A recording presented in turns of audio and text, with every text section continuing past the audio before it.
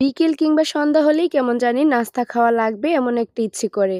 তো সেই নাস্তাগুলো যদি ঝটপট করে তৈরি করা হয় আর একটু স্পেশাল হয় তাহলেই তো আর কথাই নেই, যে কেউ পছন্দ করবে খেতে। বিশেষ করে কিন্তু আমরা বেশিরভাগ মানুষরাই ঝাল ঝাল খেতে পছন্দ করি। তেমনই একটি নাস্তার রেসিপি আজকে শেয়ার করব, যেটা খুবই কম সময়ে কম উপকরণে আপনারা তৈরি করতে পারবেন। শুধুমাত্র এক টুকরো চিকেন এবং ২-১টা আলু থাকলেই এই মজাদার নাস্তার আইটেমটি আপনারা তৈরি করতে পারেন। বাই দ্য ওয়ে, আসসালামু আলাইকুম everyone, welcome to Naba Islam kitchen. কি অবস্থা, সবাই কেমন আছেন? আশা করছি আল্লাহর রহমতে অনেক ভালো আছেন। তো রেসিপিটি ভালো লাগলে একটি শেয়ার করে দেবেন। চলে যাচ্ছি মূল রেসিপিতে। চলে এলাম সরাসরি কিচেনে। একটা কড়াই নিয়েছি আর এখানে আমি মাঝারি সাইজে ২টি আলু একটু কেটে নিয়েছি। সেই সাথে এখানে আমার লাগছে চিকেন সলিড পিস। হাড় ছাড়া চিকেনটা এখানে নিলে বেস্ট হবে। তো সেই সাথে এখানে পানি অ্যাড করে দিয়েছি ১.৫ কাপের মতো, লবণ অ্যাড করেছি 1/2 চা চামচ এবং কালারের জন্য হলুদ গুঁড়া ব্যবহার করেছি 1/2 চা চামচের থেকে একটু কম ব্যবহার করেছি। সব কিছু দিয়ে ভালো করে মিক্স করে এবার ঢেকে রান্না করে নিচ্ছি, এটা সম্পূর্ণ সেদ্ধ হওয়া পর্যন্ত। মোটামুটি ১০ থেকে ১৫ মিনিট পর আমি ফিরে এসেছি। আর এদিকে কিন্তু আলুটা অনেক সফটলি সেদ্ধ হয়ে গিয়েছে, খেয়াল করেছেন নিশ্চয়ই। এখন আমি চুলাটা অফ করে দিয়েছি আর এগুলো ঠান্ডা হওয়া পর্যন্ত অপেক্ষা করেছি। ঠান্ডা হওয়ার পর কিন্তু আমি একটা বাটিতে ট্রান্সফার করে নিয়েছি। এবার হাতের সাহায্যে কিন্তু আমি চিকেনগুলো এই যে হাড় থেকে আলাদা করে নিয়েছি, সামান্য একটুখানি হাড় ছিল ওইখান থেকে।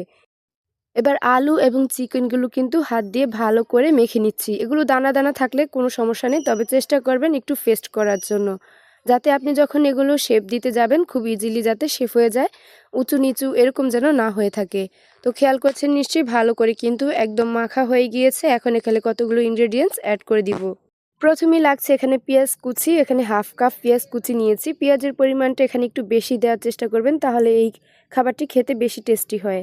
সেই সাথে আদা এবং রসুনের পেস্ট মিলে ভরে 1 চা চামচ ব্যবহার করেছি। কাঁচামরিচ কুচি এখানে 1 টেবিল চামচ পরিমাণের মতো ব্যবহার করেছি। ঝাল আপনার টেস্ট অনুযায়ী ব্যালেন্স করতে পারবেন। জিরা এবং ধনিয়া গুঁড়া মিলে 1 চা চামচ ব্যবহার করেছি। গরম মশলা গুঁড়া 1/2 চা চামচ ব্যবহার করেছি। লবণ ব্যবহার করেছি এখানে টেস্ট অনুযায়ী। আপনারা যদি এখানে আরও ঝাল খেতে চান সেই ক্ষেত্রে কিন্তু এখানে 1/2 চা চামচ চিলি ফ্লেক্স অ্যাড করতে পারেন। তবে আমি যে পরিমাণ ঝাল দিয়েছি এটা পারফেক্ট আছে, কারণ মরিচগুলো প্রচুর ঝাল ছিল। এই মিশ্রণটা বাইন্ডিংয়ের জন্য এখানে আমি আরও 1 টেবিল চামচ পরিমাণ চাউলের গুঁড়া ব্যবহার করেছি। অবশ্যই আতপ চাউলের গুঁড়া অ্যাড করবেন, তাহলে এটা খেতে অনেক বেশি মুচমুচে টাইপের হবে। সব কিছু ভালো করে মিক্স করা হয়ে গিয়েছে। এবার হাতে সামান্য অয়েল ব্রাশ করে নিয়েছে। এরপর আমি এটা কাবাবের মতো শেপ দিয়ে নিচ্ছি। তবে আপনারা চাইলে স্কোয়ার শেপ দিয়ে নিতে পারেন। তবে এই নাস্তাটি কিন্তু কাবাবের মতো শেপ দিলেই আমার কাছে দেখতে সুন্দর লাগে। তো খেয়াল করেছেন নিশ্চয়ই, আপনাদের সাথে কথা বলতে বলতে কিন্তু এদিকে আমি অনেকগুলো তৈরি করে নিয়েছি। আসলে এই নাস্তাগুলো তৈরি করতে খুব একটা ঝামেলার মনে হয় না আমার কাছে, খুব ইজিলি তৈরি করা যায়। ফাইনালি কিন্তু আমার নাস্তাগুলো তৈরি করা হয়ে গিয়েছে। এবার জাস্ট একটা সাইডে রেখে চলে যাচ্ছি সরাসরি কিচেনে। আসলে এই নাস্তাগুলো এতটাই টেস্টি, ছোট বড় সবাই অনেক পছন্দ করবে আশা করছি।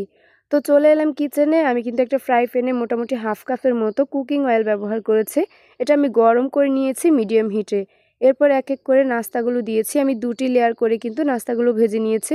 একসাথে অনেকগুলো দিতে গেলে কিন্তু আপনার এটা ভেঙে যাবে, নাড়াচাড়া করতে প্রবলেম হবে।